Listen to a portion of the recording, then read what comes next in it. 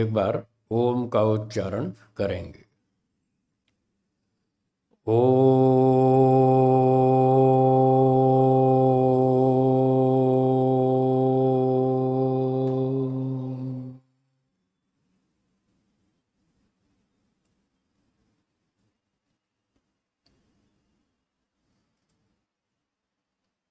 उपस्थित सज्जनों, माताओं और बहनों,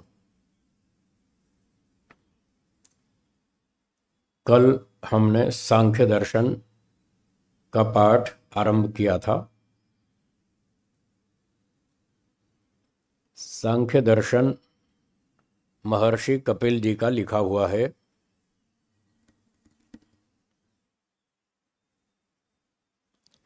इस सांख्य दर्शन में 6 अध्याय हैं। कल पहला अध्याय आरंभ किया था। थोड़ी सी आवाज बढ़ाइए, थोड़ी सी। ओम ओम ओम ओम, बस ठीक है, धन्यवाद।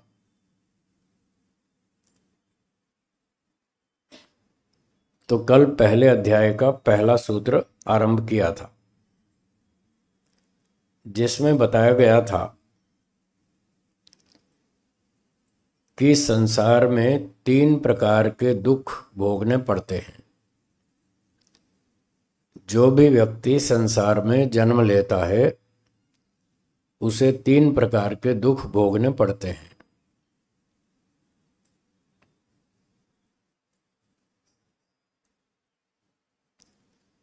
इन 3 दुखों से छूटना, ये हमारा अंतिम लक्ष्य है। बाकी छोटे छोटे लक्ष्य हैं। पढ़ाई करना, डिग्री लेना, पैसे कमाना, मकान बनाना, कार खरीदना, बच्चों का पालन करना, संस्थाएं चलाना, देश चलाना, ये छोटे छोटे लक्ष्य हैं। ये भी लक्ष्य हैं, पर ये सर्वोच्च लक्ष्य नहीं है, अंतिम लक्ष्य नहीं है। अंतिम लक्ष्य उसे कहते हैं जिसे प्राप्त करके फिर और काम बाकी ना रहे। दोहराएंगे, क्या बोला? अंतिम लक्ष्य उसे कहते हैं जिसको प्राप्त करके फिर और काम बाकी ना रहे, सब काम खत्म, उसको अंतिम लक्ष्य कहते हैं। तो 3 दुखों से छूटना, ये अंतिम लक्ष्य है। इसके बाद फिर और कोई काम बाकी नहीं रहता। पढ़ाई कर लीजिए, आप डिग्री ले लीजिए, मकान बना लीजिए, धन सम्मान प्राप्त कर लीजिए, फिर भी काम बाकी बचेगा, काम खत्म नहीं होता। जब 3 दुख पूरी तरह छूटते हैं बस तब काम खत्म होता है। वही काम है, असली काम तो यही है, 3 दुखों से छूटना। और लोग इस काम को नहीं कर रहे, वो छोटे छोटे काम कर रहे हैं। दुख से छूटने का प्रयास तो करते हैं, पर थोड़ी थोड़ी देर के लिए। इससे हमारा लक्ष्य प्राप्त नहीं होता, लक्ष्य पूरा नहीं होता। तो पूरी तरह से दुखों से छूटना है, हमेशा के लिए छूटना है, हमेशा के लिए। इसकी व्याख्या मैंने कल बताई थी, बहुत लंबे समय तक के लिए। तो लंबे समय तक के लिए हमें दुख से छूटना है, तो हमारा उद्देश्य पूरा होता है। इसके लिए हमको प्रयत्न करना चाहिए। तो पहले सूत्र में महर्षि कपिल जी ने ये हमारे जीवन का लक्ष्य बताया। जो चीज हमें प्राप्त हो गई उसको कहते हैं साधन। हाँ जी, क्या बोलेंगे? साधन। जो चीज हमें प्राप्त हो गई वो साधन है। उस साधन से जो अगली वस्तु प्राप्त करनी है उसका नाम है लक्ष्य।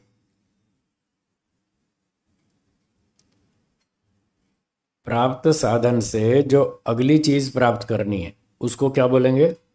लक्ष्य।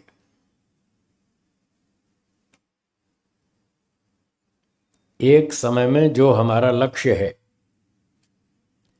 दूसरे समय में वो साधन बन जाएगा, फिर उससे अगली वस्तु लक्ष्य बन जाएगी। पहले विद्यार्थी स्कूल जाता है, उसका लक्ष्य है विद्या प्राप्त करना। विद्या पढ़ने के लिए वो स्कूल जाता है। क्या लक्ष्य है उसका? विद्या प्राप्त करना।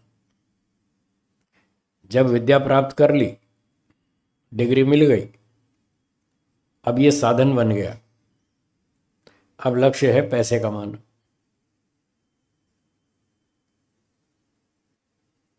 पहले विद्या प्राप्त नहीं हुई थी, तब वो लक्ष्य था।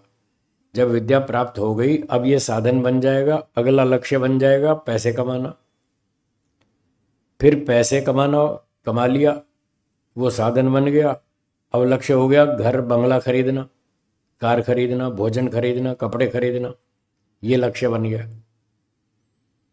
तो ये सारी चीज़ें एक एक करके हम प्राप्त करते जाएंगे, और जब तक वो प्राप्त नहीं हुई तब तक लक्ष्य है, जब प्राप्त हो जाए तो साधन। अब ये जितने भी भौतिक लक्ष्य हैं, इनकी प्राप्ति करने पर व्यक्ति को एक तो पूरी तृप्ति नहीं होती।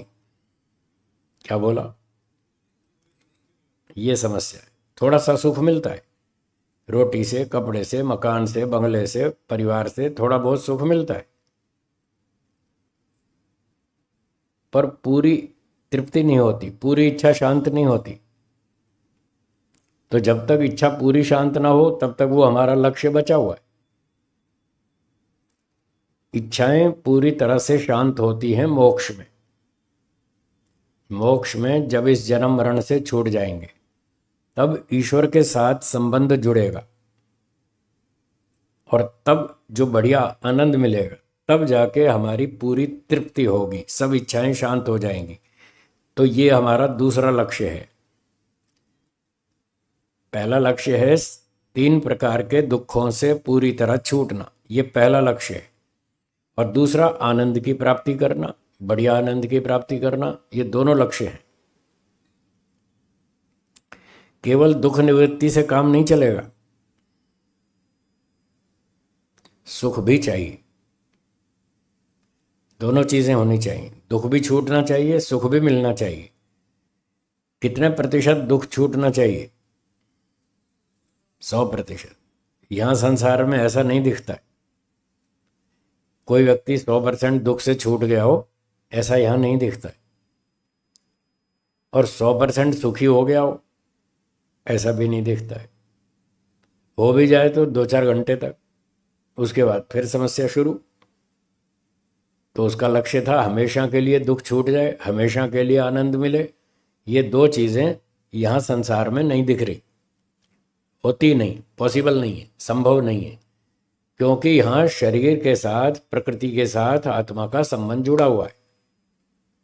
जब तक ये जुड़ा रहेगा तब तक ये दोनों काम पूरे नहीं होने वाले। तो शरीर से जब छूटेंगे, ये जीवन पूरा हो जाएगा, और अगला शरीर धारण नहीं करना, तब ये हमारा लक्ष्य पूरा होगा। सारे दुखों से छूटना और ईश्वर का आनंद प्राप्त करना हमेशा के लिए, लंबे समय के लिए, ये तब पूरा होगा। बस इसी का नाम मोक्ष है, और यही हमारा लक्ष्य है। अच्छा, अब आपके सामने 2 बात बताई। एक तो सारे दुखों से छूटना, और दूसरा ईश्वर का आनंद प्राप्त करना। ये दोनों हमारे लक्ष्य हैं। 2 में से अधिक महत्वपूर्ण कौन सा है? दुख से छूटना या आनंद प्राप्त करना? अलग अलग उत्तर आ रहे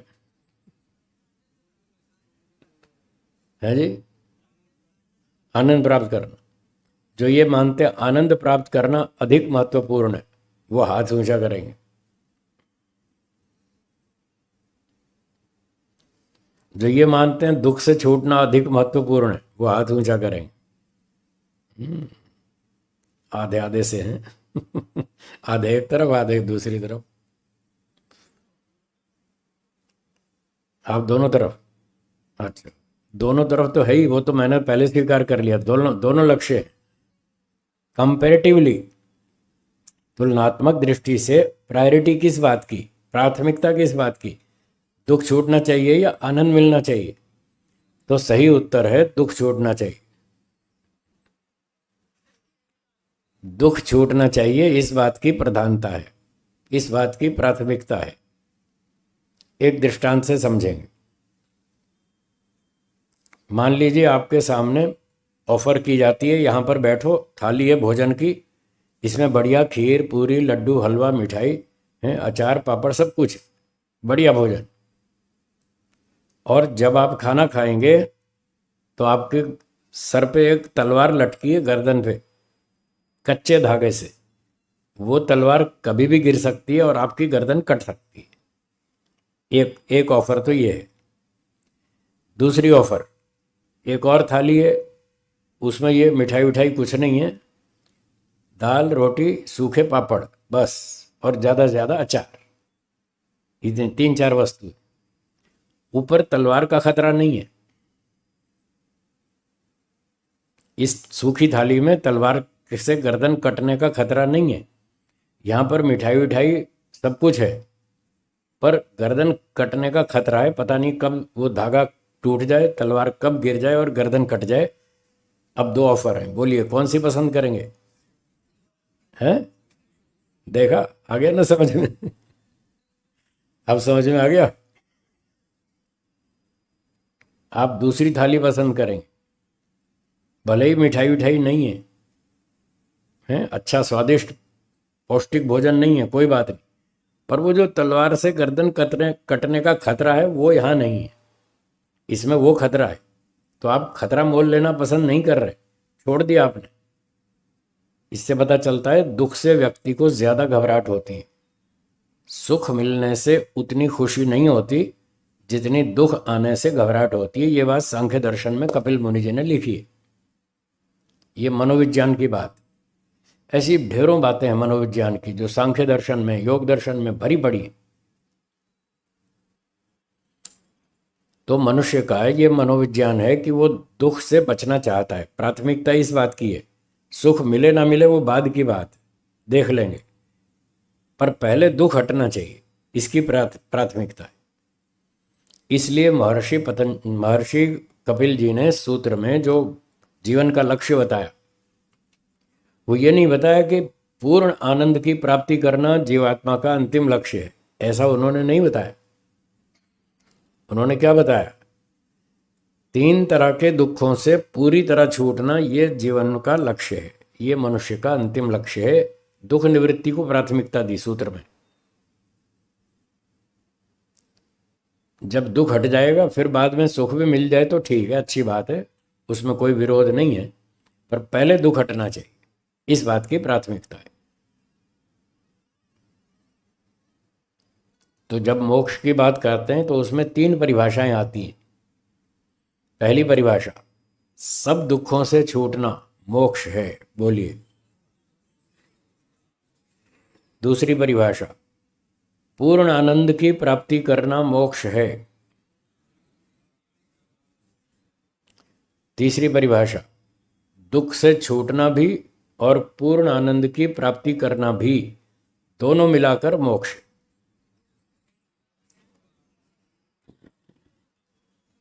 हाँ, ऐसे सांख्य दर्शन में तीन परिभाषाएं मुक्ति की।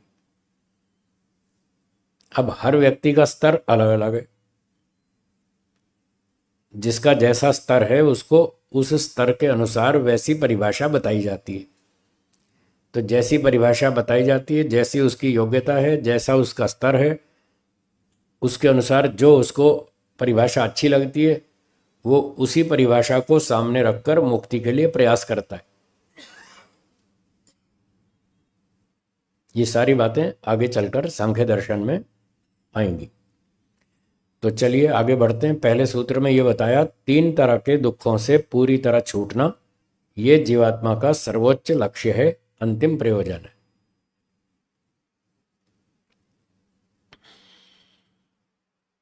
तीन प्रकार के दुख।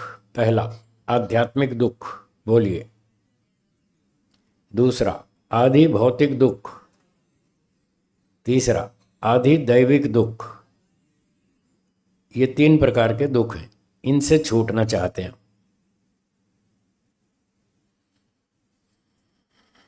अब आगे सूत्र दूसरा देखिए।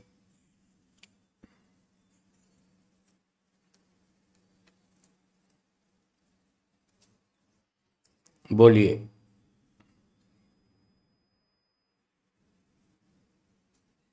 पुस्तक है? जिनको पुस्तक चाहिए पीछे से ले लीजिए, काउंटर से।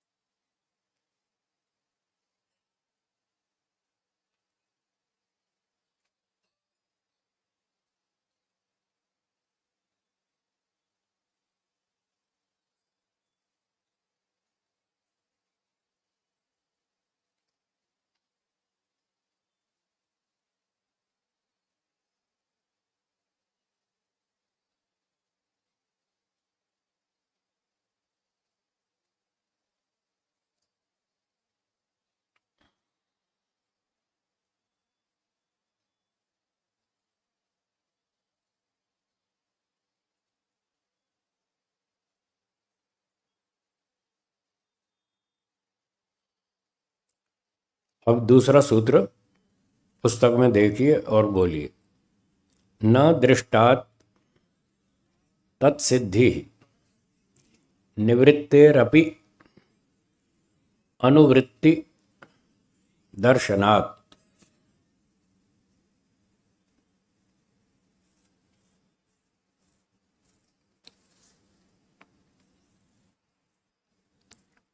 लक्ष्य था, पिछले सूत्र में बताया था, 3 प्रकार के दुखों से पूरी तरह से छूटना। पूरी तरह से छूटने का मतलब यह है कि हर 2-4 घंटे में नहीं आना चाहिए। पूरी तरह से छूटना, हजारों लाखों करोड़ों साल तक के लिए दुख नहीं आना चाहिए, तो इसका अर्थ है पूरी तरह छूट गए। लंबे समय तक ये दुख दोबारा नहीं आना चाहिए, तो इसका अर्थ माना जाएगा कि आप पूरी तरह छूट गए। तो लक्ष्य है पूरी तरह से छूटना। अब इस संदर्भ में कह रहे हैं न दृष्टा तत्सिद्धि। तत्सिद्धि जो पूरी तरह से छूटना है। तत् का मतलब पूरी तरह से छूटना, सारे दुखों से पूरी तरह से छूटना, इसकी सिद्धि, ये स्थिति प्राप्त होना, हमेशा के लिए सारे दुख छूट जाएं, ये स्थिति प्राप्त करना जो हमारा लक्ष्य है, इस लक्ष्य की सिद्धि न दृष्टात्, दृष्ट साधनों से नहीं हो सकती। देखिए कितनी सीधी सीधी बात, सटीक बात, 2-2 शब्दों में सारी बात साफ है। कोई गोल गोल बात नहीं है, कोई लंबी चौड़ी बात नहीं है, 2 शब्दों में साफ निर्णय दे दिया। दृष्ट साधनों से आपके दुख हमेशा के लिए नहीं छूट सकते। आप हमेशा के लिए दुखों से छूटना चाहते हैं, यह काम दृष्ट साधन से असंभव है। दृष्ट साधन कौन से? रोटी, कपड़ा, मकान, मोटर, गाड़ी, सोना, चांदी, पैसे, बंगला, ये हैं दृष्ट साधन जो दिख रहे हैं। सारे ए टू जेड सारे साधन, ये सारे का नाम दृष्ट साधन है। जितने भौतिक साधन लोग जमा कर रहे हैं, रोटी, कपड़ा, मकान, पैसे, सोना, चांदी, बंगला, जो भी है, ये सारे दृष्ट साधन है। इन साधनों से आप इन 3 दुखों से हमेशा के लिए नहीं छूट सकते, असंभव है। असंभव है। निवृत्तेरपि, 2-4-6 घंटे के लिए छूट जाएंगे ये दुख। भूख लगेगी तो खाना खा लेंगे, प्यास लगेगी तो पानी पी लेंगे, गर्मी लगेगी पंखा चलाएंगे, एसी चलाएंगे। गर्म ठंडी लगेगी तो कंबल रजाई ओढ़ लेंगे। 2 4 6 घंटे के लिए तो हो जाएगी निवृत्ति इन साधनों से, परंतु अनुवृत्ति दर्शनार्थ 6 घंटे बाद फिर भूख लगेगी, तो हमेशा के लिए नहीं छूटा ना। रोटी कपड़े मकान सोना चांदी से आप हमेशा के लिए इन दुखों से नहीं छूट सकते। 2 4 6 घंटे के लिए, 10 घंटे के लिए छूट सकते हैं। तो यदि 2 4 6 10 घंटे के लिए ही छूट पाए तो हमारा लक्ष्य तो पूरा हुआ नहीं। हम तो चाहते हैं हमेशा के लिए छूट जाए, वो हो ही नहीं, होगा ही नहीं। बोलिए, समझ में आया? कोई शंका है तो बोलिए। यहाँ तो साफ क्लियर कट बात है। ये सारे वैज्ञानिक लगे हैं एक से एक रोज नया आविष्कार करने पे। हम पूरी इच्छाएं शांत कर देंगे मनुष्य की, इम्पॉसिबल है। देखो कपिल मुनि जी मना कर रहे हैं, इम्पॉसिबल है, न तत्सिद्धि, संभव ही नहीं।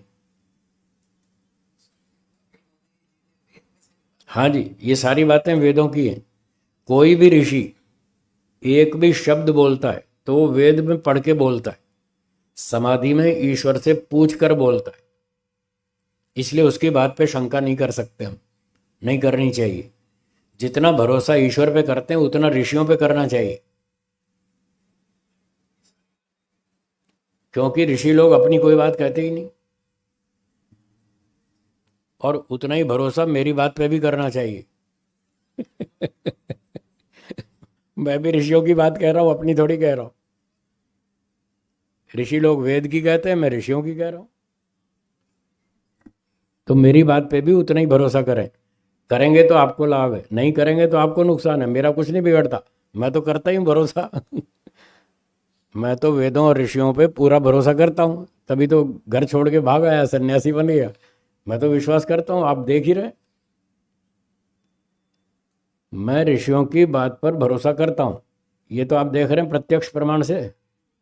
तो बस आप भी ऐसे ही करो, मेरी बात पे भरोसा करो, आपको नुकसान नहीं होगा, फायदा ही होगा, गारंटी, पक्की गारंटी, फायदा होगा, नुकसान नहीं होगा। तो भौतिक साधनों से सारे दुख हमेशा के लिए नहीं छूटने वाले, थोड़ी देर के लिए छूटेंगे, 2 4 6 10 घंटे के लिए बस। आवाज़ कम लग रही, थोड़ी सी बढ़, थोड़ी सी बढ़ाइए। ओ बस बस, ठीक है, ठीक है। हाँ जी बोलिए, समझ में आ गया ना? तो ये बात हमेशा ध्यान रखें, जब भी ऋषि कोई वाक्य बोलेंगे वो वेदों की बात ही करेंगे, अपनी बात नहीं करेंगे। मैं भी अपनी बात नहीं कहता। हाँ बोलिए। नमस्ते।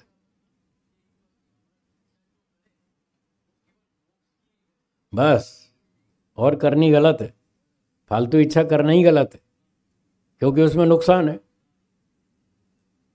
उसमें नुकसान है, वो इच्छा पूरी होने वाली नहीं है। हाँ, थोड़ी देर 4 6 घंटे का सुख है, बस फिर खत्म। इसलिए मोक्ष की ही इच्छा करनी चाहिए, दुख से छूटने की इच्छा करनी चाहिए, हमेशा के लिए दुखों से छूटने की इच्छा करनी चाहिए, और लंबा बढ़िया आनंद प्राप्त करने की इच्छा करनी चाहिए। व्यापारी जो होते हैं ना, वो कौन सा ट्रांजैक्शन करते हैं जिसमें फ़ायदा ज़्यादा हो, जिसमें अधिक लाभ हो, वो धंधा करते हैं। जिसमें लाभ कम हो तो वो नहीं करते ना। भैया ये पोसाता नहीं हमको, आप बोलते हैं ना ये पोसाता नहीं है ना, ये नहीं चलेगा, ये वाला करेंगे, इसमें ज़्यादा फायदा है। तो जो छोटा लाभ देखता है वो छोटा व्यापारी है, कच्चा व्यापारी है। जो बड़ा लाभ देखता है वो पक्का व्यापारी है और बड़ा व्यापारी है। आप लोग छोटे व्यापारी हैं, मैं बड़ा व्यापारी हूँ। आप छोटे छोटे सुख की कामना करते हैं, मैं बड़े सुख की कामना करता हूँ। आप थोड़ी देर के लिए दुख से छूटते हैं, मैं हमेशा के लिए दुख से छूटना चाहता हूँ। तो मैं वो काम करता हूँ जिसमें बड़ा लाभ होता है। तो ये भी ध्यान रखना, मैं आपसे बड़ा व्यापारी हूँ। मेरा लक्ष्य पैसे कमाना नहीं है, वैसा व्यापारी नहीं हूँ। पर दुख निवृत्ति और सुख प्राप्ति बड़े समय के लिए करना चाहता हूँ, पूरी तरह से करना चाहता हूँ। इस एंगल से मैं आपसे बड़ा व्यापारी हूँ। आप भी मुझसे ये बात सीख लें, आप भी बड़े व्यापारी बनो, छोटे क्यों बने हो, बड़े बनो ना, उसमें लाभ अधिक है। ठीक है, आगे चलें। तीसरा सूत्र देखिए, बोलिए। प्रात्याहिक क्षुत प्रतीकार वत तत्प्रतीकार चेष्टनात् पुरुषार्थत्वम।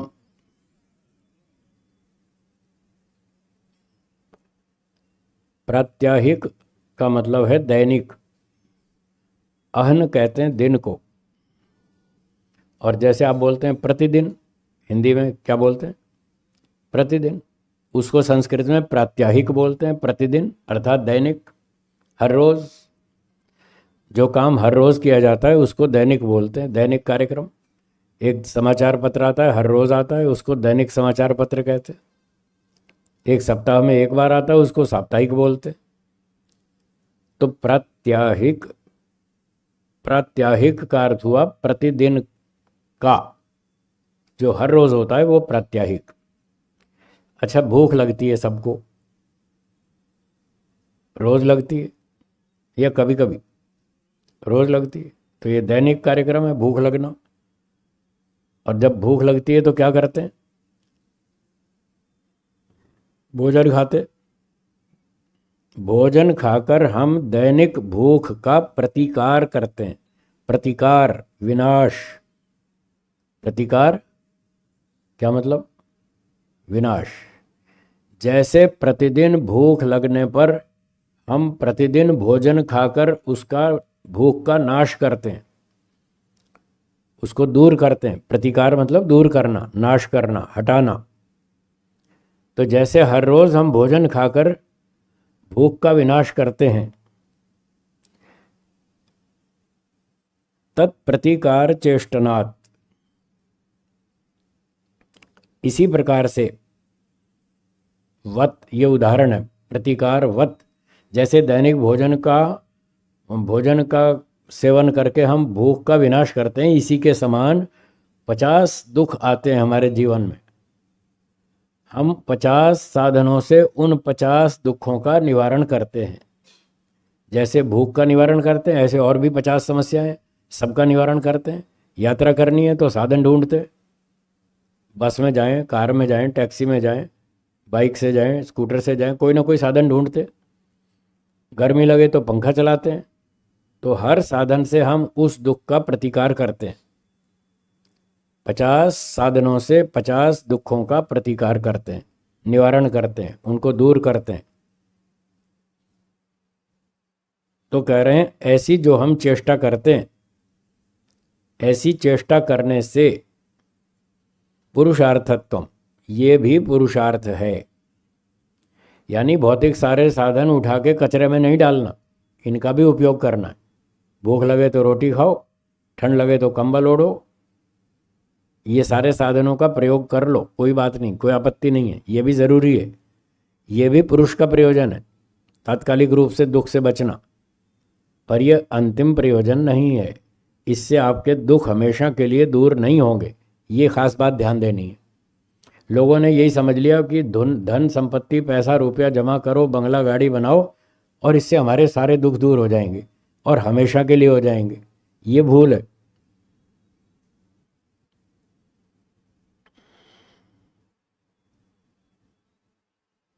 हाँ जी, बोलिए, समझ में आ रहा है? कोई शंका हो तो पूछिए।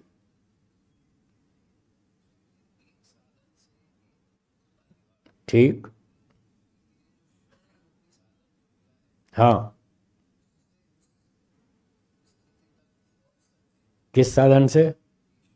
हाँ, शरीर से पहुंच सकते हैं, पहुंच सकते हैं, पर केवल शरीर से नहीं, और भी कई साधन चाहिए, वो अभी आगे बताएंगे। जो लोगों की मेंटेलिटी ये है, विचार ये है कि हम पैसे कमाएंगे, बंगला खरीदेंगे, कार खरीदेंगे, नौकर चाकर, सोना चांदी, खाना पीना सब सुविधा हो जाएगी, फिर क्या दिक्कत है? जो ये सोच है इसका खंडन कर रहे हैं। उसके बाद भी दिक्कत है। 50 समस्याओं का समाधान आप 50 साधनों से कर लेंगे, पर वो 4-6-10 घंटे के लिए होगा, हमेशा के लिए नहीं। ये दिक्कत है।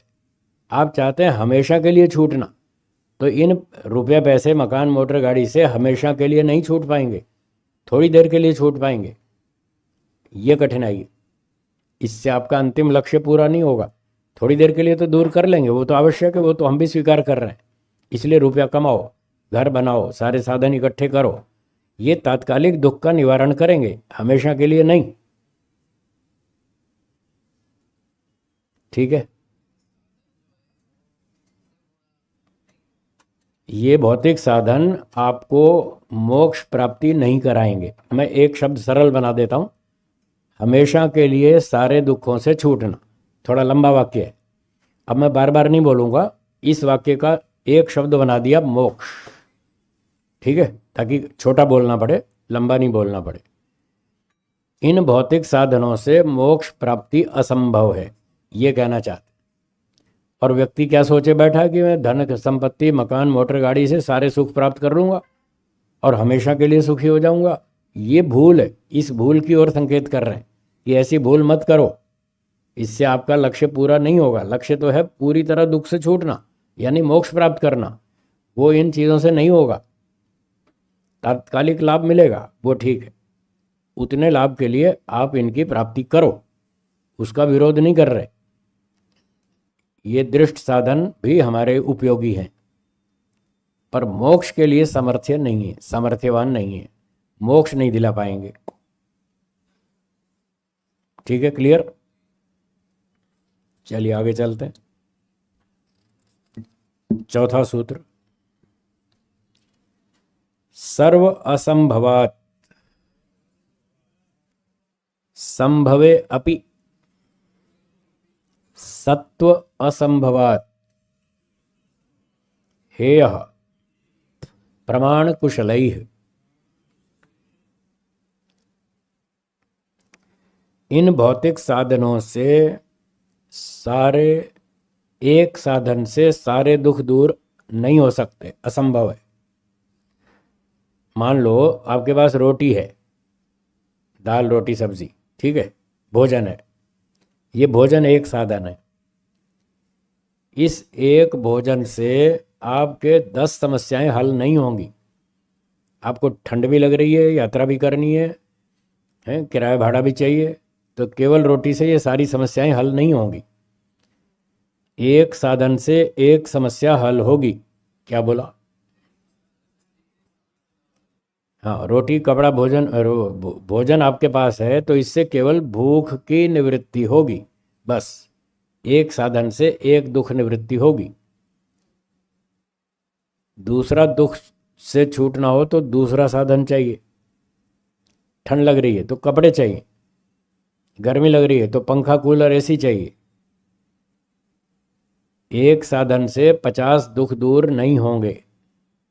सर्व असंभवे, सर्व असंभवात, इसका अर्थ ये हो गया, एक साधन से सारे दुख दूर नहीं होंगे। संभवे अपि, अब 50 साधन आपने जुटा लिए और 50 समस्याएं हैं,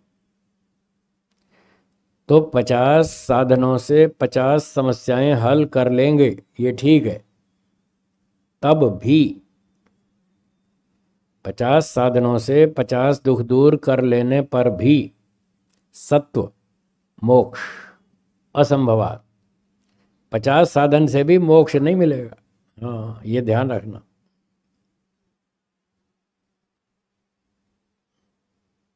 पचास साधनों से 50 दुख दूर हो जाएंगे तात्कालिक रूप से, 2, 4, 5, 10, 20 घंटे के लिए, इतने के लिए तो छूट जाएंगे, पर मोक्ष तो हमेशा के लिए छूटना है, वो नहीं हो पाएगा। इन भौतिक साधनों से हमेशा के लिए दुख से नहीं छूट पाएंगे। इस कारण से हेयः प्रमाण कुशलैः, प्रमाण कुशल विद्वानों ऋषियों के द्वारा, बुद्धिमानों के द्वारा ये मार्ग, कौन सा मार्ग? भौतिक साधनों से मोक्ष प्राप्ति का मार्ग, हेयः छोड़ने योग्य है। उन्होंने कहा ना ना, इससे नहीं होगा मोक्ष, छोड़ो इसको, मोक्ष के लिए छोड़ो, मोक्ष नहीं होगा इससे। हाँ, तात्कालिक समस्या हल होगी, बस वहां तक ठीक है। बोलिए, कुछ समझ में आ रहा है? उतना इकट्ठा करो, जितनी आवश्यकता है उतना इकट्ठा करो। भूख लगती है 4 रोटी की तो 4 इकट्ठी करो, 6 मत खाओ। 6 खाओगे तो 2 फालतू खाई, वो आपको दुख देगी। 2 कार में आपका काम चलता है तो 2 कार रखो, 5 मत खरीदो, 3-4 मत खरीदो। जितनी फालतू इकट्ठी करोगे वो दुख देगी। जितनी चाहिए उतनी रखो। 2 मकान चाहिए 2 रखो, 3 चाहिए 3 रखो, ज़्यादा इकट्ठे मत करो।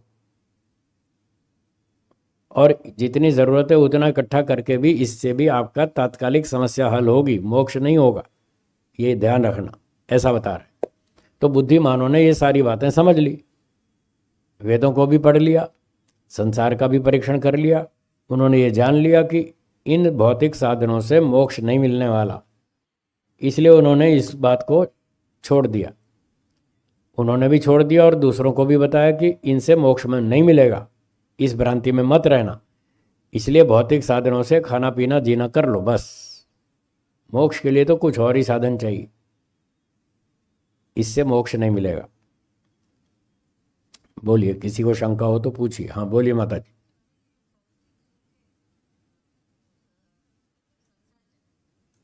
इंद्रियों का सुख,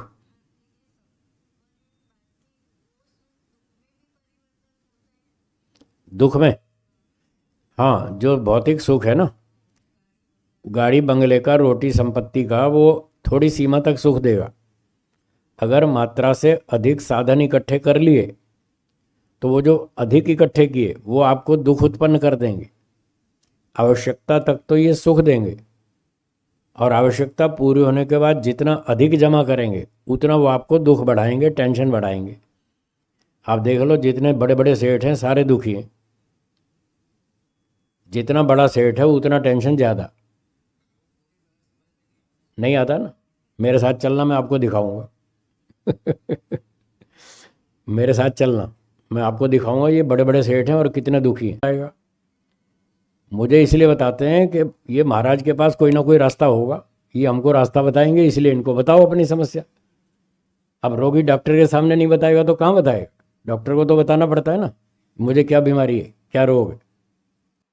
एक अरबपति दूसरा सेठ था, वो भी बम्बई का, उसने कहा मेरा नाम शांतिलाल है और मुझे आपके पास, अब बताओ आप ज़्यादा सुखी हैं या मैं ज़्यादा सुखी हूँ? सामने प्रत्यक्ष प्रमाण है। इसीलिए मैं पैसे जमा करो, सर को हल्का करो, जितना हल्का से भूख मिट जाएगी। क्यों? कपड़े में भूख मिटाने की शक्ति नहीं है, रोटी में है, दाल सब्जी रोटी में है, वो खाओगे तो भूख मिटेगी, उसमें सामर्थ्य है भूख मिटाने का, कपड़े में नहीं है। जैसे कपड़े में भूख मिटाने का सामर्थ्य नहीं है, ऐसे इन भौतिक साधनों में मोक्ष प्राप्त कराने का सामर्थ्य नहीं है। इसलिए मना कर रहे कि ये बस टेम्परेरी काम कर लो, खाना पीना कपड़ा खरीद लो, हैं, किराया भाड़ा इकट्ठा कर लो यात्रा करने के लिए, बस इतना ही, ज़्यादा कोई काम की चीज़ नहीं है, मोक्ष नहीं दिलाएगा ये। हाँ बोलिए, पानी वाले। अच्छा हाँ जीतू भाई बोलिए।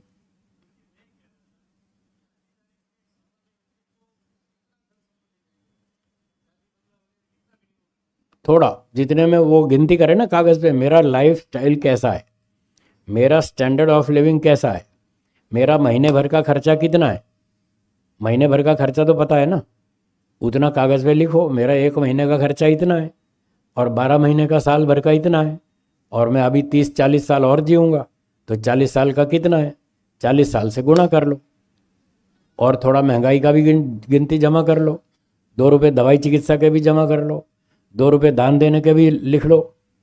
आखिर तो एक टोटल अमाउंट आ जाएगा ना कागज़ पर कि मुझे मरने तक जीवन भर में इतना पैसा चाहिए, उतने पैसे जमा कर लो, उसके बाद फुल स्टॉप। फुल स्टॉप तो क्या, यहाँ तो कॉमा भी नहीं आता, फुल स्टॉप तो बहुत दूर की बात। आदमी रुकता ही नहीं, और कमाओ और कमाओ और कमाओ, तो कहीं तो फुल स्टॉप लगाओ भाई। जब इतना जमा हो जाए उसके बाद धंधा बंद, नौकरी से रिजाइन, छोड़ दो, आपके जीने के लिए काफ़ी हो गया। अब आप जो फालतू जमा कर रहे हैं, क्यों कर रहे हैं? आप जो मैंने इतनी मेहनत से पैसे कमाए, ये पानी की तरह उड़ा रहे हैं, पानी की, वो तो उड़ाएंगे ही, इसमें परीक्षण क्या करना है, वो तो इतिहास देख लो ना, आज वाले को देख लो, आज वाले जो पैसे उड़ा रहे हैं, जिनके बाप के पास बहुत पैसे हैं उनके बेटे खूब पैसे उड़ा रहे हैं। ये रात को थार गाड़ी लेके रात को 1 बजे एक्सीडेंट ठोकते हैं।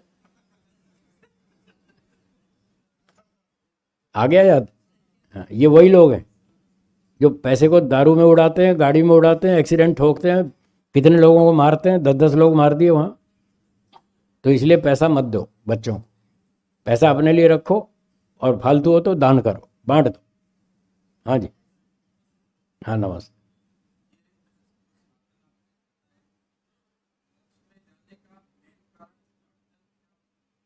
अड़चन है अविद्या।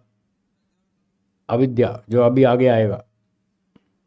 अविद्या के कारण, रजोगुण तमोगुण के कारण आत्मा में अविद्या उत्पन्न होती है और अविद्या से उसको हर चीज़ उल्टी उल्टी दिखती है। जो हानिकारक है वो लाभदायक दिखता है, जो लाभदायक है वो हानिकारक दिखता है। ये अविद्या है सारे बंधन का कारण, आगे चल के बताएंगे। है यहाँ हो ही नहीं सकता, यहाँ अकेला सत्व मिलता नहीं। रजोगुण तमोगुण तो साथ में स्कीम के अंदर है। एक एक सत्वगुण खरीदो, 2 फ्री में है। रजोगुण तमोगुण आ गए, शरीर धारण कर लिया तो सत्वगुण के साथ साथ रजोगुण तमोगुण तो फ्री में, वो तो स्कीम के साथ ही मिलेगा। अगर उससे पीछा छुड़ाना हो तो सत्वगुण को छोड़ो। ये उपाय बोलिए।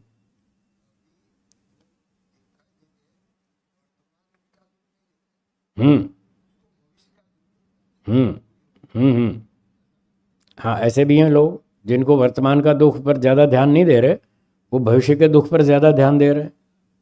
तो भविष्य के दुख जो जीवन में आने वाले हैं, ठीक है, उसका तो समाधान सोचना चाहिए। महर्षि पतंजलि जी ने कहा है, हेयम दुखम अनागतम। भविष्य में आने वाले दुख से बचो, पहले से प्लानिंग करो क्या समस्या आने वाली है, उसका समाधान ढूंढो, तैयारी करो। वो सही बात है। और ये बात सिर्फ इसी जीवन तक लागू नहीं होती, अगले जन्म पे भी तो लागू होती है। यदि इसके बाद फिर अगला जन्म हुआ तो फिर स्कूल जाना पड़ेगा, उसको भी तो सोचो। उस दुख से भी तो बचने का इलाज ढूंढो ना। उसका इलाज यही है कि अगला जन्म लेना बंद करो। अगर अगला जन्म लिया तो फिर स्कूल जाना पड़ेगा। बहुत भारी समस्या है स्कूल जाना। ठीक है, हो गया? और कोई प्रश्न बोलिए।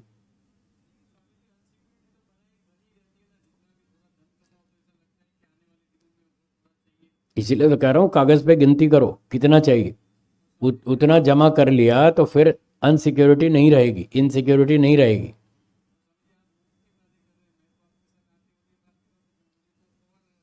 पैसे कमाने, अगला जन्म अच्छा चाहिए। हाँ ठीक है, या तो मोक्ष मिल जाए तो ठीक है, नहीं मिला तो अगला चाहिए। दोनों के लिए आपको अच्छे काम करने पड़ेंगे। दोनों के लिए, चाहे मोक्ष में जाओ चाहे अगला जन्म अच्छा लो, दोनों के लिए आपको अच्छे काम करने पड़ेंगे, टाइम निकालना पड़ेगा। और वो टाइम ऐसे ही निकलेगा कि जितनी गिनती करो कितने पैसे चाहिए उतने जमा कर लो, फिर टाइम बचेगा। उस बचे हुए टाइम को अच्छे काम में लगाओ, तो या तो आपका मोक्ष होगा या तो अगला जन्म अच्छा होगा, दो में से कुछ तो होगा। तो उसके लिए टाइम निकालना पड़ेगा।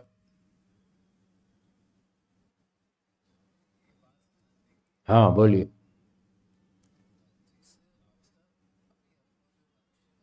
मिला है।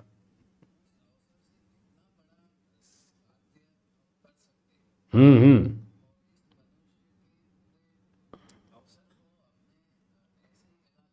फालतू जगह खो दिया। हाँ, बहुत कुछ बढ़िया लाभ ले सकते हैं। मनुष्य जीवन संसार में सबसे अच्छा प्राणी मनुष्य है। हाँ या ना? और सबसे खराब प्राणी कौन सा है?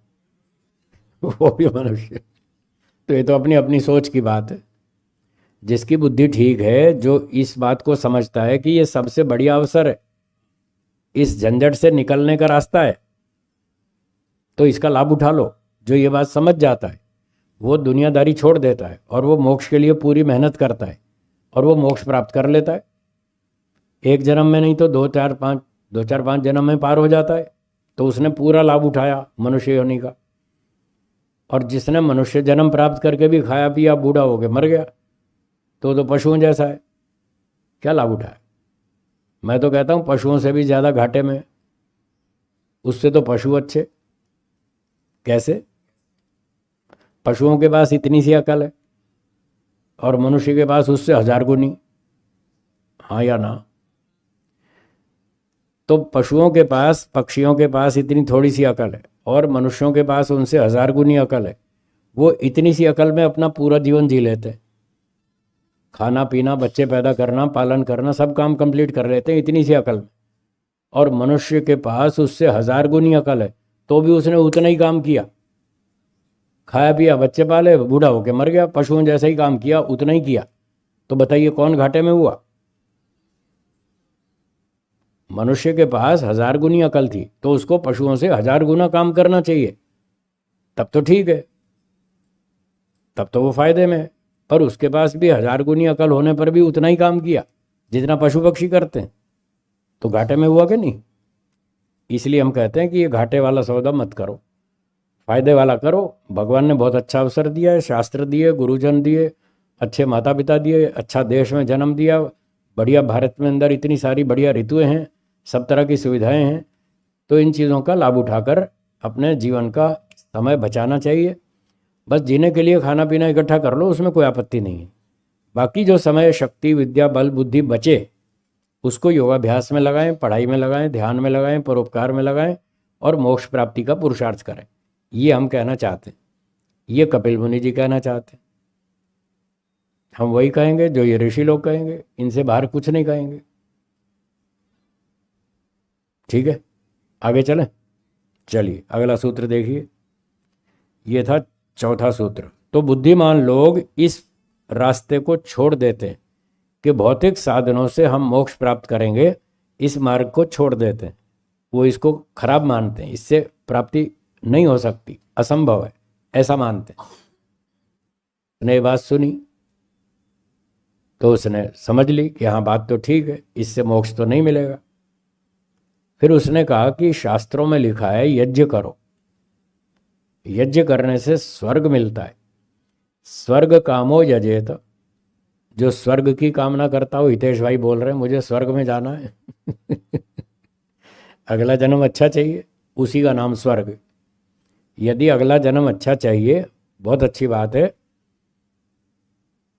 तो वो कह रहे हैं वो जो स्वर्ग है वो यहाँ पशु पक्षी से तो अच्छा है, इसकी तुलना में बेटर है, उसको प्राप्त करना चाहिए। धीरे धीरे ही तो आगे बढ़ेंगे ना, पहली सीढ़ी, दूसरी सीढ़ी, तीसरी, चौथी, पांचवी, आठवीं, ऐसे ही तो ऊपर चढ़ेंगे ना। पहली से सीधा तो 10वीं सीढ़ी पर नहीं जा सकते। तो जो सामान्य मनुष्य का जीवन है या पशु पक्षियों का जीवन है, उसकी तुलना में मोक्ष अच्छा है। ये बात सही है, शास्त्रों में लिखी है, हमको भी स्वीकार है, मोक्ष में जाना चाहिए। परंतु मोक्षस्य सर्वोत्कर्ष श्रुते, मोक्ष तो इससे भी ऊंचा है, स्वर्ग से भी ऊंचा है। अब बोलिए धंधे में आप क्या करते हैं, थोड़ा प्रॉफिट कमाते हैं या ज़्यादा? ज़्यादा। तो ज़्यादा वाला लक्ष्य बनाओ ना, छोटे वाला क्यों बना रहे हो? स्वर्ग का लक्ष्य मत बनाओ, मोक्ष का लक्ष्य बनाओ। स्वर्ग प्राप्त करके भी आपकी समस्याएं हल नहीं होंगी, स्कूल तो फिर भी जाना पड़ेगा पढ़ाई तो फिर भी करनी पड़ेगी, परीक्षाएं देनी पड़ेंगी, भूख प्यास, गर्मी ठंडी, रोग वियोग, लड़ाई झगड़ा, एक्सीडेंट सब भी होगा, स्वर्ग में भी होगा। तो पूरा दुख तो छूटा ही नहीं। इसलिए स्वर्ग प्राप्त करके भी लक्ष्य पूरा नहीं होगा। मोक्ष सबसे उत्तम है, स्वर्ग से भी उत्तम है। इसलिए हम मोक्ष की बात कर रहे हैं कि दुखों से पूरी तरह छूटो, हमेशा के लिए छूटो, ऐसा रास्ता पकड़ो ना, सारी समस्या खत्म हो जाए।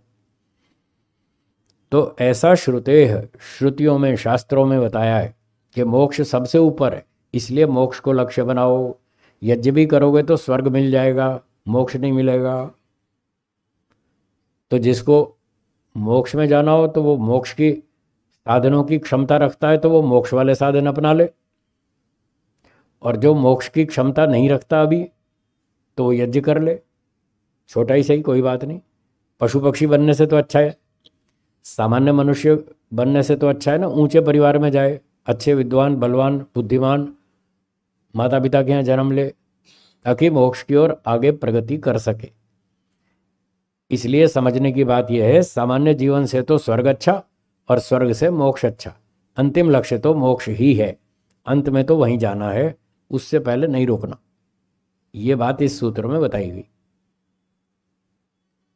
बोलिए।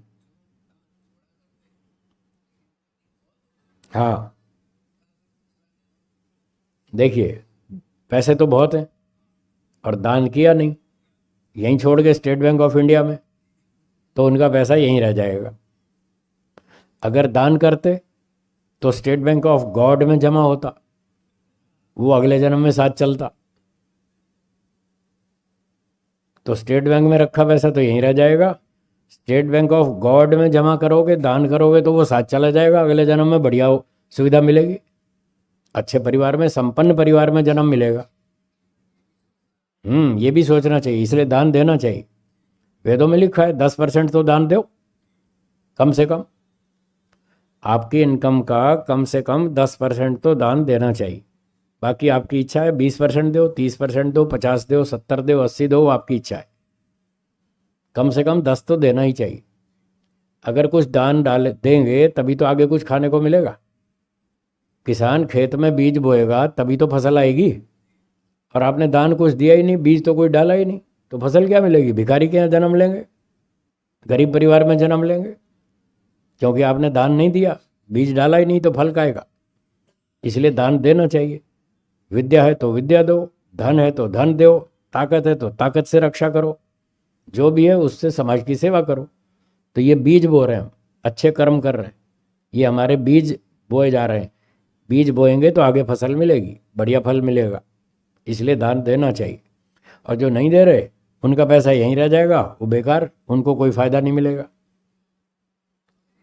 परिवार वालों को दे गए पैसे तो 10 रुपये का फायदा, और दान दिया तो 50 रुपये का, 100 रुपये का फायदा। बोलो किस में ज़्यादा लाभ है? इसलिए दान देना चाहिए ना। हाँ है, हाँ, गॉड का तो ज़्यादा मिलता है ना, बहुत कई गुना होकर मिलता है, इसलिए दान देना चाहिए। हाँ जी, बोलो।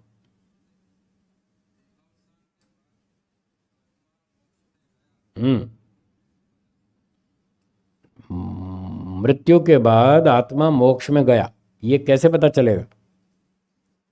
घट रही हैं या बढ़ रही हैं, पता चलेगा या नहीं? चलेगा ना। यदि इच्छाएं बढ़ रही हैं तो समझो अभी मोक्ष दूर है, अभी मोक्ष नहीं होगा। जब तक मन में इच्छाएं हैं सांसारिक सुख भोगने की, ईश्वर कहता है पहले अपनी इच्छाएं पूरी कर लो, पहले ये पूरी कर लो, यहाँ से जब हिसाब किताब कंप्लीट हो जाए फिर तुम्हें मोक्ष में ले जाएंगे। तो जब तक इच्छाएं हैं मन में, मुझे धन चाहिए, मुझे बढ़िया गाड़ी चाहिए, मर्सिडीज़ खरीदनी है, फरारी खरीदनी है, कोई और रोल्स रॉयस खरीदनी, बड़ी बड़ी इच्छाएं लोगों के मन में। तो जब तक ये इच्छाएं हैं तब तक वो इच्छाएं पूरी कर लो, और जब वो बढ़िया से बढ़िया गाड़ी भी खरीद ली, बढ़िया से बढ़िया बंगले भी बना लिए, खूब शीश महल जैसे चमकदार, ताजमहल जैसे, 5 स्टार होटल जैसे बढ़िया बंगले बना लिए, खा लिया पी लिया देख लिया, जब पूरी थक जाओगे ना अच्छी तरह से, तब इच्छाएं घटने लगेंगी कि यहाँ भी तृप्ति नहीं मिली, यहाँ भी नहीं मिली, बंगले में भी नहीं मिली, कार में भी नहीं मिली, और संपत्ति में नहीं मिली, मकान में नहीं मिली, नौकर चाकर में नहीं मिली, कहीं भी तृप्ति नहीं मिली, बेकार चीज़ें, थोड़ी देर का सुख, नहीं चाहिए, छोड़ो। जब ये स्तर आएगा इच्छाएं आपकी घटने लगेंगी, और घटते घटते घटते ज़ीरो पे आ जाएंगी, अब कोई इच्छा बाकी नहीं, ना बंगला चाहिए, ना गाड़ी चाहिए, ना सम्मान चाहिए, ना चेला चाहिए, कुछ नहीं चाहिए। ये सब मुसीबत के घर हैं, सब दुख देने वाले। जब ये स्तर आ जाएगा और इच्छाएं ज़ीरो पे आ जाएंगी, तब आपका मोक्ष हो जाएगा। तो आपको सबको पता चल जाएगा मेरी इच्छाएं बढ़ रही हैं या घट रही हैं। अपनी इच्छाओं को घटाते जाइए, घटाते जाइए, धीरे धीरे इनको ज़ीरो पर ले आइए, आपका मोक्ष हो जाएगा, ये पता चलेगा। हम्म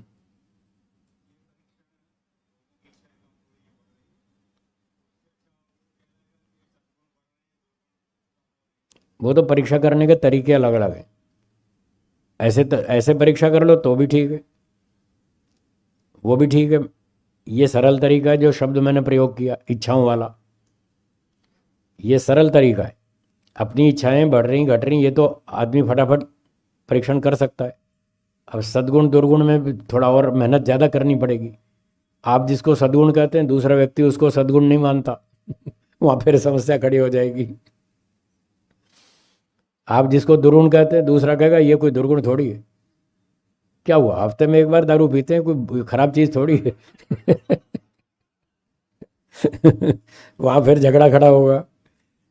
इसलिए इच्छा वाला सरल रास्ता है, अपनी इच्छाएं देखो, इससे पता चल जाएगा कि मोक्ष कितनी दूर है। ठीक है। एक व्यक्ति कहने लगा, जी देखो मैं सप्ताह में एक बार पीता हूं, और वो भी घर में बैठ के पीता हूं, बाहर नहीं जाता, किसी को तंग नहीं करता, किसी को परेशान नहीं करता, सिर्फ 2 पैक पीता हूं, बताओ इसमें क्या बुराई है? उसको बुराई नहीं दिखती। ठीक है। हाँ जी। है, इच्छा तो है ना, बस इच्छा है तो अभी अगला जन्म चालू है। मोटी पहचान, बहुत मोटी पहचान। अगर आपके मन में इच्छाएं हैं, संसार का सुख भोगने की, इंद्रियों का सुख भोगने की इच्छाएं हैं अभी, तो समझो अभी अगला जन्म चालू रहेगा, आपका मोक्ष नहीं होने वाला। ये दुनिया आपको ऐसी दिखनी चाहिए जैसी जहरीली मिठाई। क्या बोला? हर चीज A to Z, हर चीज ऐसी दिखनी चाहिए, सब जहरीली मिठाई है। फिर देखना इच्छा बचेगी? है, जहरीली मिठाई रखी हो तो आपकी खाने की इच्छा होगी? अगर एक जगह भी आपको सुख दिखता है संसार में, एक जगह, सिर्फ एक जगह, कोई भी जगह हो, अगर कहीं भी आपको संसार में एक जगह भी सुख दिखता है तो समझ लेना अभी इच्छा है, सुख की तो इच्छा है ना।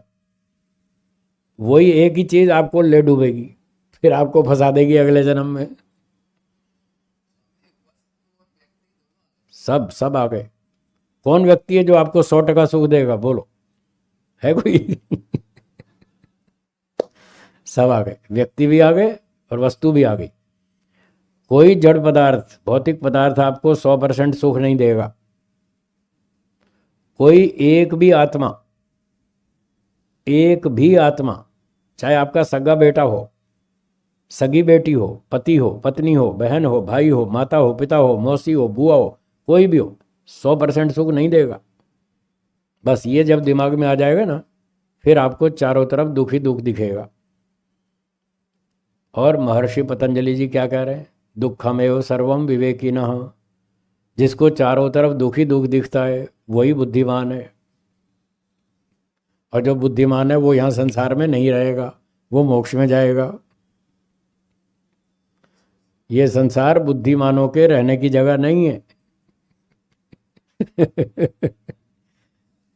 ये बुद्धिमानों के रहने की जगह नहीं है। बुद्धिमान लोग कहाँ रहते हैं? मोक्ष में। बुद्धिमान लोग कहाँ रहते हैं? बचे हुए सब वही अनाड़ी जिनको अभी सुख दिख रहा है, उनको सुख दिख रहा है मतलब अविद्या है। उस सुख के पीछे 4 दुख छिपे हैं, वो दिख नहीं रहे तो अविद्या है। तो जब तक अविद्या है तब तक जन्म चालू, अगला जन्म चालू रहेगा, बंद होने वाला नहीं। ठीक है। तो हर चीज में आपको दुख दिखना चाहिए, तब मोक्ष की योग्यता बनेगी, तब सारी इच्छाएं खत्म हो जाएंगी। ये था 5वां सूत्र कि स्वर्ग अच्छा है, ये ठीक बात है, फिर भी मोक्ष इससे भी ऊंचा है। और जो हमारा अंतिम लक्ष्य है वो मोक्ष में ही पूरा होगा, यहाँ नहीं होगा। इसलिए भौतिक खाना पीना सोने चांदी से भी काम नहीं चलने वाला, उससे भी मोक्ष नहीं मिलेगा। और स्वर्ग प्राप्त कर लिया उससे भी मोक्ष नहीं मिलेगा। यज्ञादि करके स्वर्ग प्राप्त कर लिया तो यज्ञादि से भी मोक्ष नहीं मिलेगा। परंतु यज्ञादि साधन आपको कुछ दूर तक तो ले जाएगा, मोक्ष के रास्ते में 30, 40, 50 मील तक तो ले जाएगा, 100 तक नहीं पहुंचाएगा। इसका मतलब ये नहीं कि कल से हवन करना छोड़ दें, इसका अर्थ यह नहीं है कि आपने कहा था जी हवन से तो मोक्ष होता नहीं, फिर क्या करना हवन करके, इसका अर्थ यह नहीं है। हवन करने से आपको स्वर्ग तक तो पहुंचाएगा, 50-60 मील तो पार करवा देगा, आगे का रास्ता फिर समाधि लगाएंगे अष्टांग योग से। तो 50-60 मील तक तो जाने के लिए हवन करना चाहिए, वो तो जरूरी है। हाँ जी बोलिए।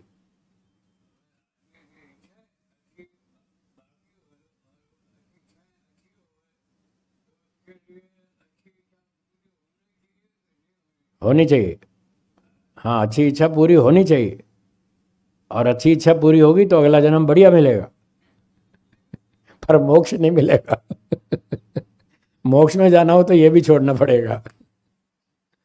ठीक है, चलिए छठा सूत्र देखिए, अविशेषश्च उभयोः। तो अब तक जो सूत्र थे वो सिद्धांत पक्ष की तरफ से थे। सिद्धांत पक्ष महर्षि कपिल मुनि जी वो बता रहे थे ये बात ऐसी, ये बात ऐसी। पर जब आप देखते हैं कक्षा चलती है, गुरुजी पढ़ाते हैं, तो कई सारे विद्यार्थी होते हैं, तो कोई विद्यार्थी बीच बीच में प्रश्न भी पूछते हैं, जैसे आप भी पूछ रहे हैं।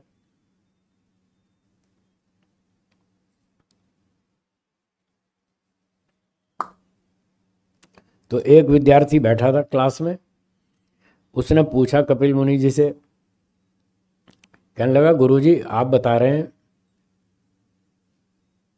कि भौतिक सोने चांदी भोजन से भी मोक्ष नहीं मिलेगा और यज्ञादि साधन से भी मोक्ष नहीं मिलेगा, फिर किससे मिलेगा?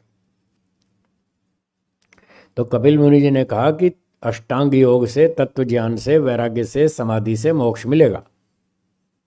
ये साधन है, इसका नाम है अदृष्ट साधन। क्या नाम? अदृष्ट साधन। दृष्ट साधन से नहीं मिलेगा, अदृष्ट साधन से मिलेगा, ऐसा कपिल मुनि जी ने बताया।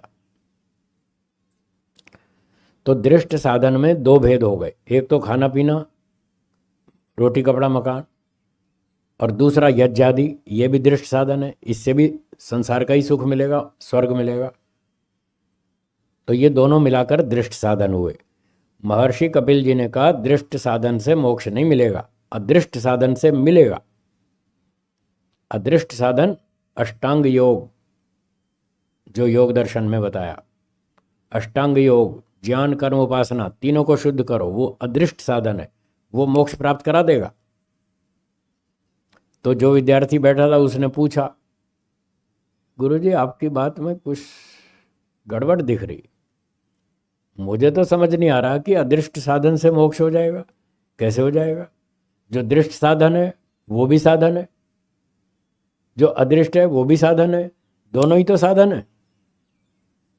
पकड़ में आई बात? भाई साधन तो दोनों ही हैं, एक दृष्ट साधन है, एक अदृष्ट साधन है, साधन तो दोनों का ही नाम है। जब दृष्ट साधन से नहीं मिल सकता मोक्ष, तो अदृष्ट से कैसे मिलेगा? उससे भी नहीं मिलेगा, मुझे तो लगता है किसी से भी नहीं मिलेगा। ये उस विद्यार्थी ने कहा। तो जो इस तरह की बात करता है उसको बोलते हैं पूर्व पक्षी। क्या बोलते हैं? पूर्व पक्षी। और जो उसका उत्तर देते हैं, शंका का, आक्षेप का उत्तर देते हैं, वो हैं सिद्धांती।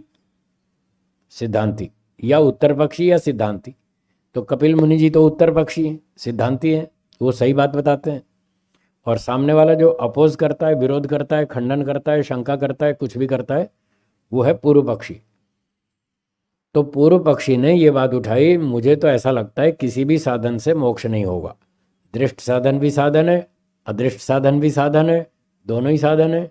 जब दृष्ट से नहीं होगा तो अदृष्ट साधन से भी मोक्ष नहीं होगा, मुझे तो ऐसा लगता है। तो ये बात ठीक है या गलत है? पूर्व पक्षी की बात गलत है। जैसे कोई कहे कि रोटी से भी भूख नहीं मिटेगी, कपड़े से भी नहीं मिटेगी। रोटी भी साधन है, कपड़ा भी साधन है। जब कपड़े से भूख नहीं मिटती तो रोटी से क्यों मिटेगी? क्या ये बात ठीक है? गलत है ना? कपड़े से भूख नहीं मिटेगी, ये बात ठीक है, क्योंकि कपड़े में भूख मिटाने का सामर्थ्य नहीं है। लेकिन रोटी से तो मिट जाएगी, रोटी में तो सामर्थ्य है भूख मिटाने का।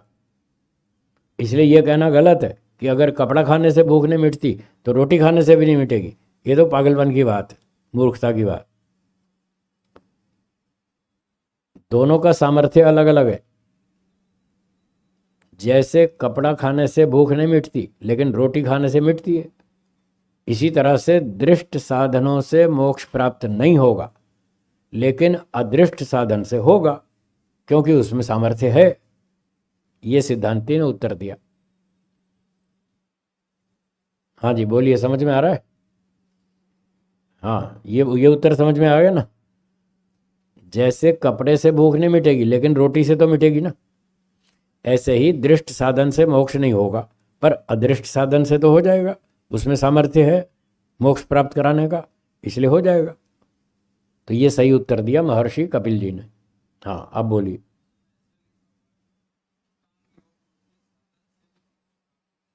कह तो रहा हूँ पूर्व पक्षी है। हाँ, पूर्व पक्षी कह रहा है वो अष्टांग योग से भी मना कर रहा है, नहीं होगा।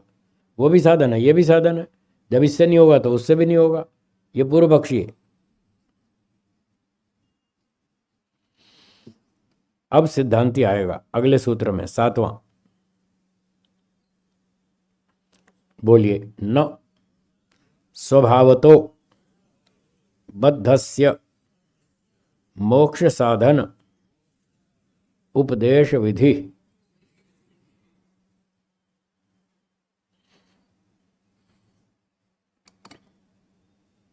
कपिल मुनि जी कह रहे हैं कि भाई देखो पूर्व पक्षी जी, ध्यान से सुनो। आप कहते हैं कि दृष्ट साधन से भी मोक्ष नहीं होगा, अदृष्ट साधन से भी नहीं होगा, यानी खाने पीने से भी नहीं होगा और समाधि से भी नहीं होगा। आप ऐसा कह रहे हैं। थोड़ी देर के लिए हम आपकी बात मान भी लें कि ना तो दृष्ट साधन से होगा, सोने चांदी रोटी कपड़े से, और ना समाधि से अष्टांग योग से, किसी से भी नहीं होगा। थोड़ी देर के लिए मान भी लें तो इसका अर्थ हुआ कि फिर उसका मोक्ष तो कभी भी नहीं होगा, असंभव हो जाएगा। इसका अर्थ तो ये बनेगा, यही बनेगा ना। यदि ऐसा होता कि जीवात्मा का मोक्ष असंभव होता, यदि ये बात सही होती कि उसका मोक्ष होना असंभव है, तो क्या समस्या आएगी? ये समस्या आएगी स्वभावतो बद्धस्य मोक्ष साधन उपदेश विधि न। यदि जीवात्मा का मोक्ष असंभव है तो इसका अर्थ होगा कि वो स्वभाव से बंधन में, क्योंकि जो स्वभाव होता है वो कभी छूटता नहीं है। जो जिस वस्तु का स्वभाव होता है वो उस वस्तु से कभी अलग नहीं होता। जैसे गर्मी अग्नि का स्वभाव है, हाँ या ना? क्या गर्मी अग्नि को छोड़ देगी? है जी, नहीं छोड़ेगी।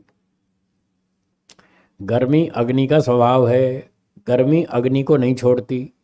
यदि बंधन भी जीवात्मा का स्वभाव से हो तो बंधन भी कभी नहीं छूटेगा, वो तो सदा ही बंधन में रहेगा। यदि ये बात सच होती कि जीवात्मा स्वभाव से बंधन में, उसका मोक्ष हो ही नहीं सकता, तो फिर वेद में क्यों कह रखा है जीवात्मा को कि जाओ तुम मुक्ति में? फिर तो उपदेश देना पागलपन है, फिर तो गलत है।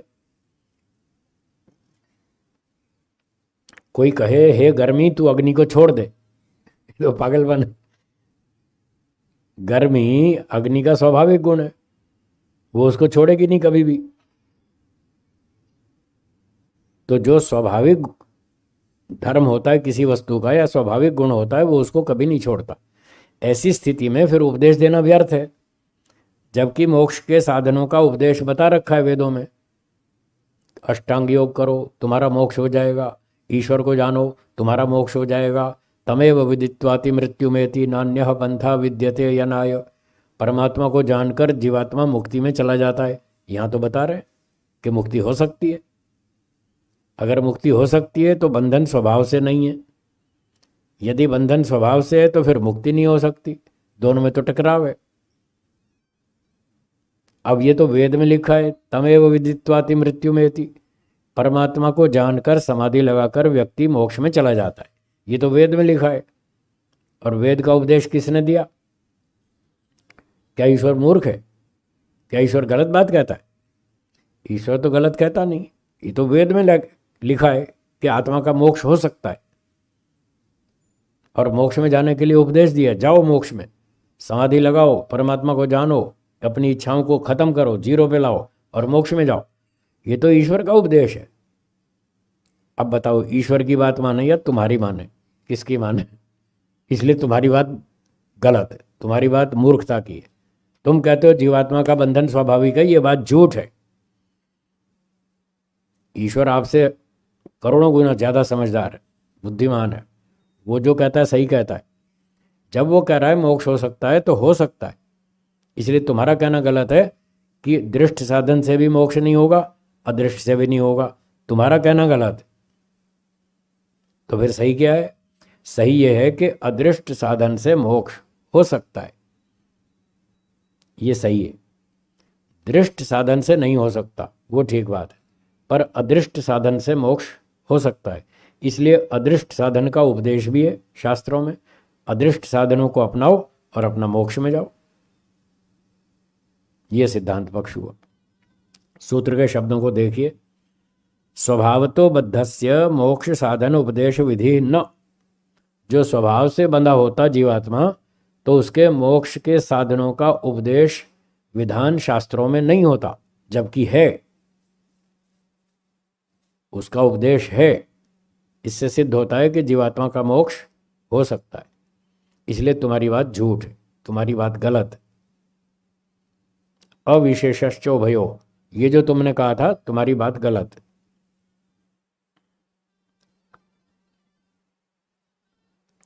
बोलिए, ठीक है, स्पष्ट है?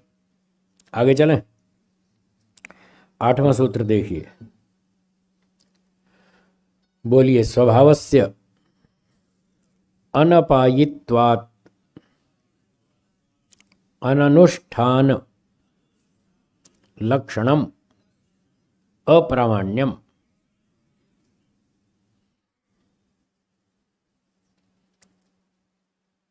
तो बढ़िया सिद्धांत की बात बता रहे हैं। स्वभावस्य अनपायित्वात्, अपाय कहते हैं दूर होना, हट जाना, दूर होना, अपाय। और अनपाय, दूर न होना। अन लगाकर नञ तत्पुरुष समास कर दिया, इसका अर्थ उलट गया। स्वभावस्य अनपायित्वात्, स्वभाव कभी दूर नहीं होता। किसी भी स्वभाव, किसी भी पदार्थ का जो स्वभाव होता है वो उससे कभी दूर नहीं होता, कभी हटता नहीं, उसको छोड़ता नहीं। जैसे अभी उदाहरण दिया, गर्मी अग्नि को नहीं छोड़ेगी।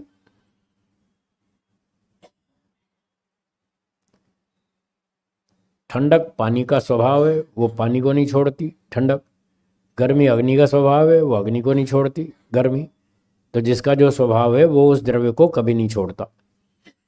इस नियम से यदि बंधन जीवात्मा का स्वाभाविक होता, हाँ जी, क्या बोला? यदि बंधन जीवात्मा का स्वाभाविक होता तो ये कभी दूर नहीं होता, बंधन कभी हटता ही नहीं, क्योंकि स्वभाव कभी उस द्रव्य को छोड़ता नहीं। तो कह रहे हैं बंधन छूटता ही नहीं, उसका फिर अनुष्ठान नहीं कर सकते। अनुष्ठान, उसका प्रैक्टिकल हो ही नहीं सकता। गर्मी को अग्नि से अलग करने का प्रैक्टिकल हो ही नहीं सकता, क्योंकि पॉसिबल नहीं है। तो जैसे गर्मी को अग्नि से दूर नहीं कर सकते क्योंकि उसका स्वाभाविक गुण है, ऐसे बंधन भी जीवात्मा का स्वाभाविक होने पर बंधन को जीवात्मा से दूर कर ही नहीं पाएंगे। तो उसके लिए जो प्रैक्टिकल मेहनत करेंगे वो प्रैक्टिकल करना ही व्यर्थ है। बंधन से छूटने का पुरुषार्थ करना ही बेकार है। अननुष्ठान लक्षणम, उसका प्रैक्टिकल हो ही नहीं सकता, इसलिए अप्रामाण्यम। फिर वो उपदेश बेकार होगा जो ये कह रहा है कि बंधन से छूटो, वो उपदेश तो बेकार हो गया। और वो बेकार मान नहीं सकते क्योंकि वो ईश्वर का वचन है और ऋषियों का वचन है, बुद्धिमानों का वचन है, वो गलत हो ही नहीं सकता। तुम्हारा विचार गलत है, ऋषियों का, ईश्वर का विचार गलत नहीं है। वो ठीक कह रहे हैं, बंधन छूट सकता है। अगर छूट सकता है तो स्वाभाविक नहीं है। तुम कहते हो स्वाभाविक है, तुम्हारी बात गलत है। ईश्वर की बात ठीक है, ऋषियों की बात ठीक है। बोलिए, कोई शंका हो तो पूछिए।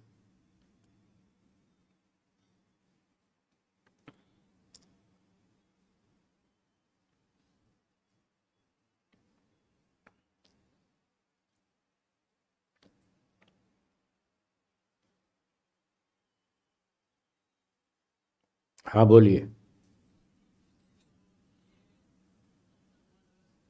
थोड़ा जोर से बोलिए।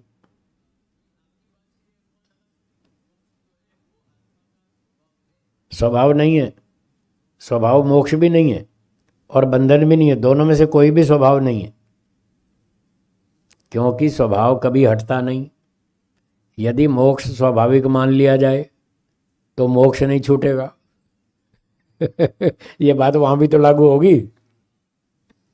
यदि मोक्ष स्वाभाविक मान लिया जाए तो फिर मोक्ष हटेगा ही नहीं, तो जीवात्मा बंधन में आएगा ही नहीं। पर ये तो बंधन में भी आ रहा है, आ चुका है, हाँ या ना? तो बंधन में भी आ रहा है और मुक्ति में भी जा रहा है, इसका मतलब दो में से कोई भी स्वाभाविक नहीं है। सही बात यह है, ना तो जीवात्मा का बंधन स्वाभाविक है ना उसका मोक्ष स्वाभाविक है, दो में से कोई भी स्वाभाविक नहीं है। मोक्ष स्वाभाविक होता तो जीवात्मा सदा मुक्ति में ही रहता, बंधन में आता ही नहीं। यदि बंधन स्वाभाविक होता तो सदा दुखी रहता, सदा बंधन में ही रहता, उसका मोक्ष नहीं हो पाता। पर यहाँ तो दोनों हो रहे हैं, बंधन भी हो रहा है, मोक्ष भी हो रहा है। इसका अर्थ है दोनों ही नैमित्तिक हैं, स्वाभाविक नहीं। हाँ, क्या बोला? दोनों नैमित्तिक हैं, दोनों नैमित्तिक हैं। बंधन भी नैमित्तिक, मोक्ष भी नैमित्तिक, स्वाभाविक दो में से कोई भी नहीं है। नैमित्तिक का मतलब निमित्त से, निमित्त मतलब कारण, किसी कारण से होने वाला, उसको नैमित्तिक कहेंगे। जो बंधन है ये भी किसी कारण से है, और जो मोक्ष होगा वो भी किसी कारण से होगा, स्वाभाविक दो में से कोई भी नहीं। हाँ, पूछिए। हाँ,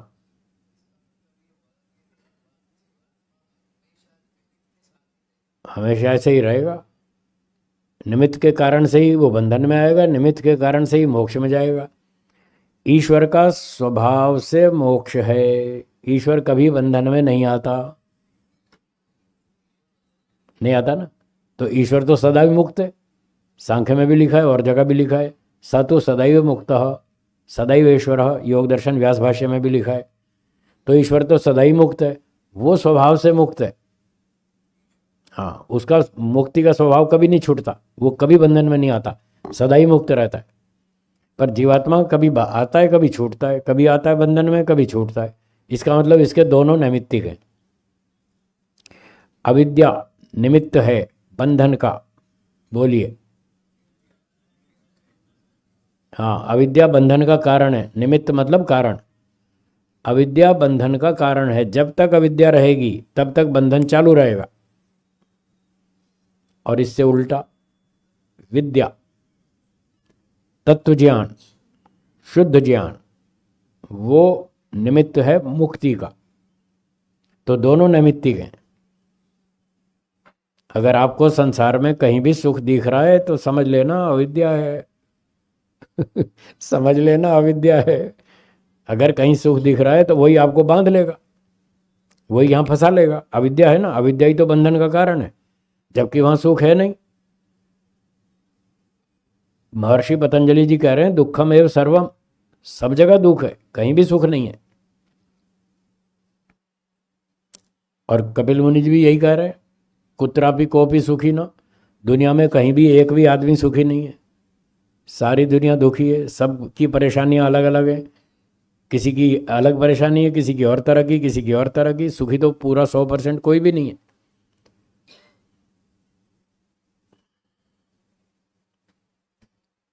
बोलिए।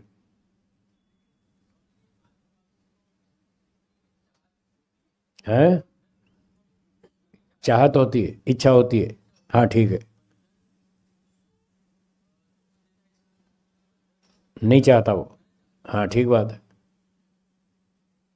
तो ये जो मुक्ति की इच्छा होती है, ये क्यों होती है? मुक्ति की इच्छा कभी हट जाएगी या सुख की इच्छा कभी हट जाएगी? जो नहीं हटेगी तो वो स्वाभाविक है। जो नहीं हटेगी तो स्वाभाविक है। मुक्ति की इच्छा स्वाभाविक है, मुक्ति स्वाभाविक नहीं है। पकड़ में आई बात? मुक्ति की या सुख की इच्छा स्वाभाविक है, सुख स्वाभाविक नहीं है। सुख तो आता रहता है, हटता रहता है, आता रहता है, हटता रहता है, पर इच्छा कभी नहीं हटती। सुख प्राप्ति की इच्छा कभी हट जाएगी? लालचंद जी, बस तो ये स्वाभाविक है। इसलिए इच्छा स्वाभाविक है, सुख स्वाभाविक नहीं है, वो नैमित्तिक है। जब सुख का कारण उपस्थित होगा तो सुख आ जाएगा, दुख का कारण उपस्थित होगा तो दुख आ जाएगा। ये दोनों कारण से आते हैं, सुख भी और दुख भी, बंधन और मुक्ति दोनों कारण से आते हैं।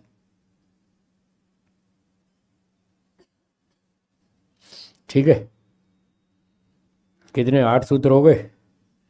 चलिए अभी इसको यहाँ विराम देते हैं, वो थोड़ी जो एक क्रिया करनी है बीच में वो कर लेते हैं, फिर विराम देंगे, ब्रेक।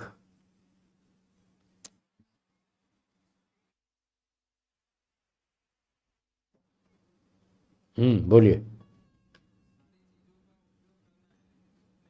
हाँ, सारी चीज़ों का साधन के रूप में प्रयोग करना है, इनका मज़ा नहीं लेना, इनका सुख नहीं लेना, लिया तो फंस जाएंगे। टाइम पास करने के लिए, काम चलाने के लिए इनका उपयोग कर लो, इनमें सुख नहीं लेना, डूबना नहीं है, नहीं तो इसी में फंस जाएंगे। जी, आगे बोलेंगे राम।